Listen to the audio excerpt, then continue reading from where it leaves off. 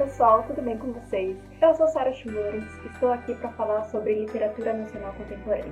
Além disso, reúno nesse espaço diversos conceitos sobre a literatura, sobre debates literários e dicas de escrita. E hoje eu vou falar sobre um livro apaixonante que eu li no meu lindo book, que é Sob o Trópico de Capricórnio, de Pedro Augusto da Silveira. Mas antes de mergulhar nesse universo, eu queria apresentar para vocês o meu novo cenário, o cenário oficial do canal. Estou muito feliz em apresentá-lo para vocês.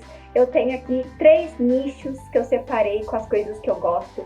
Eu tenho o meu nicho, o meu cantinho da Anne Rice, que tem um retrato meu e do Neruda, com um pop do Edward Mãos de Tesoura.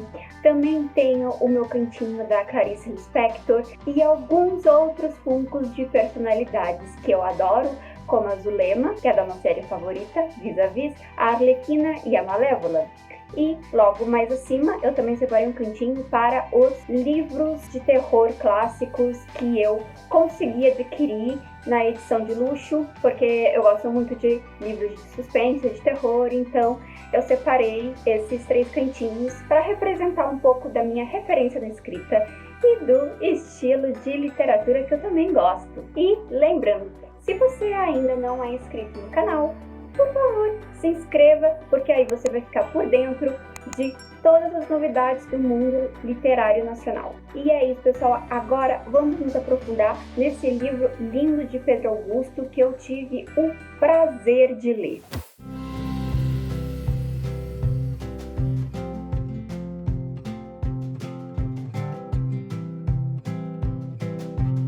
Antes de tudo, eu acho bom destacar 2 coisas. Estamos no mês do orgulho LGBTQIA+. E esse livro, Sob o Trópico de Capricórnio, é um romance LGBTQIA+, que eu particularmente amei. E segundo, eu acho importante frisar aqui que se trata de uma trama erótica, então não é recomendado para menores de 18 anos. O autor frisou isso no livro e eu acho importante frisar aqui no canal também. E, gente, essa história mexeu muito comigo.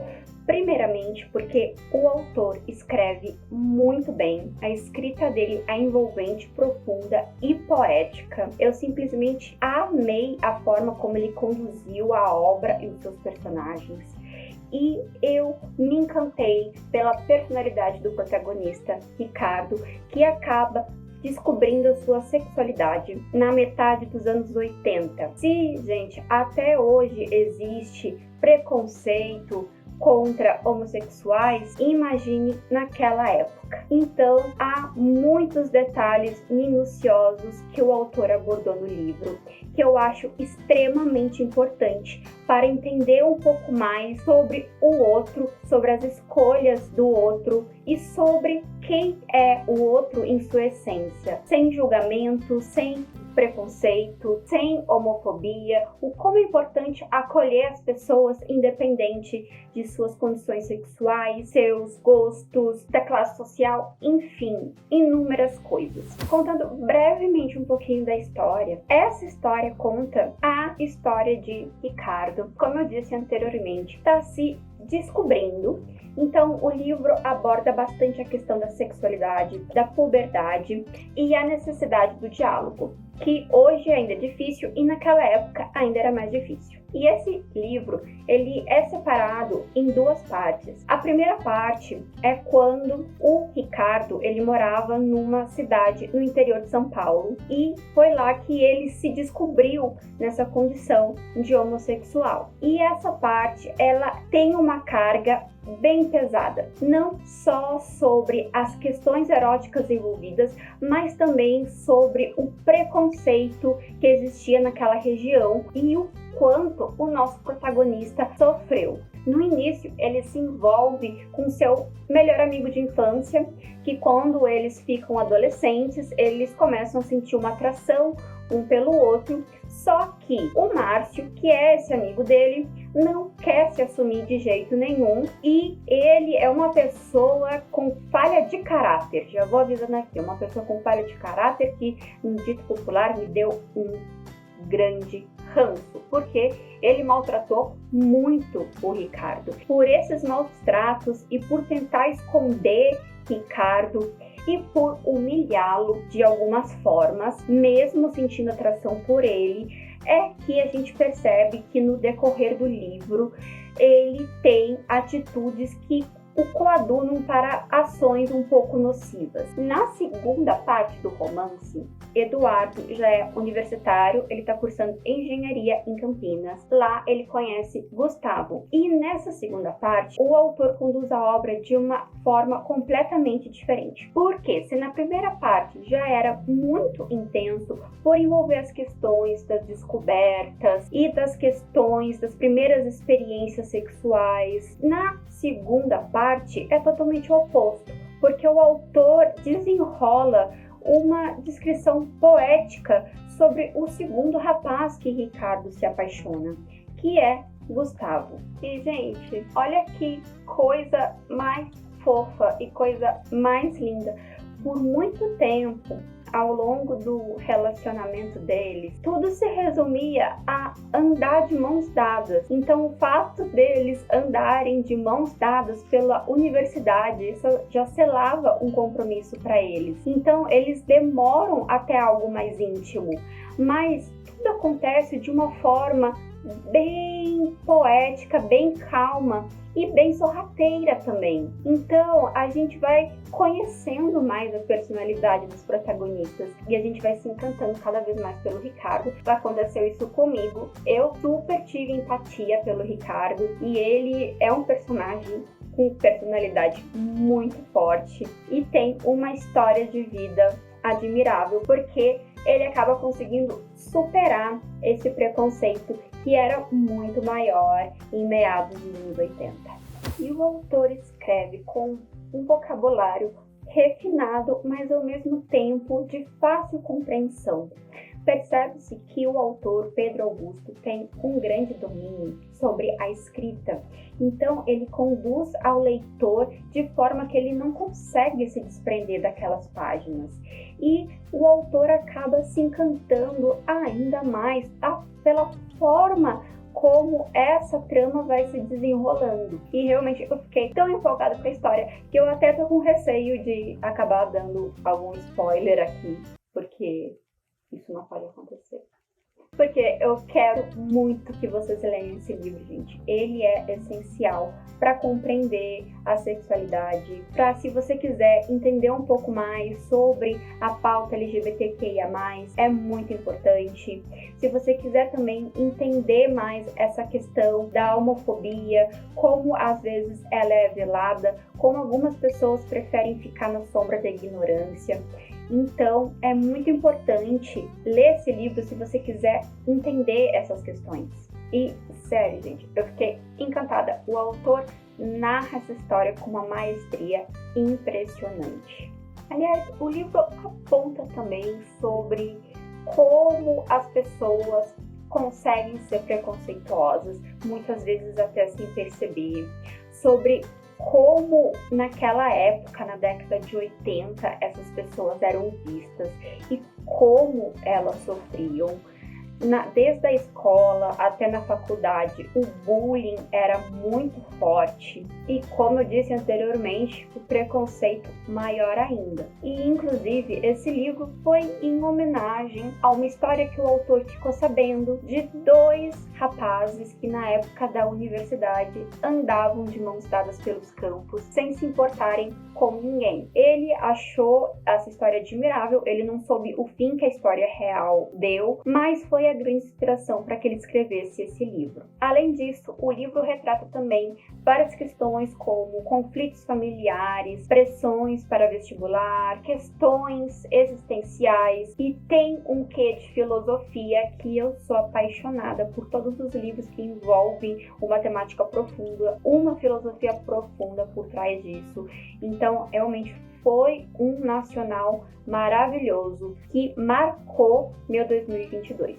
E Ricardo passa por muitas coisas mesmo. Assim, nosso protagonista, às vezes, gente, eu vou confessar, eu senti a vontade de abraçar o Ricardo, de poder conversar com o Ricardo, de poder aconselhar o Ricardo, porque ele é um personagem que realmente cativa a gente. E eu senti vontade até de ser a melhor amiga do Ricardo, de tão carismático, de tão profundo que ele consegue ser. Assim como o seu parceiro na segunda parte do romance, que é o Gustavo, também é uma figura muito engraçada. Eu achei ele engraçado e carismático, e também tem uma personalidade muito forte. E a forma que na segunda parte os dois vão restabelecendo o relacionamento diante uma sociedade séria de ditames sociais é muito interessante. A forma com que eles conversam sobre eles mesmos, a forma como eles conseguem sentir a harmonia um do outro. É um livro de amor muito bonito. Sério, é uma linda história de amor. Foge das tramas confessionais, ou seja, foge do clichê completamente. E eu recomendo demais. Eu tenho uma resenha desse livro no meu Instagram. Se você quiser, eu vou deixar o link na descrição do vídeo. E eu também tenho uma postagem no Instagram especial sobre esse livro, sobre 5 motivos para você ler sobre o Trópico de Capricórnio. Também vou deixar aqui na descrição do vídeo, além, claro, de deixar na descrição o link para a compra do livro, que pode ser tanto físico quanto e-book, e o Instagram do autor. E aproveitando o gancho dessa resenha e do mês do orgulho LGBTQIA+, me conte você, que eu quero saber, você já leu algum livro LGBTQIA+? O que você acha desse tipo de literatura? Você já leu sobre o Trópico de Capricórnio? Você gostaria de ler sobre o Trópico de Capricórnio?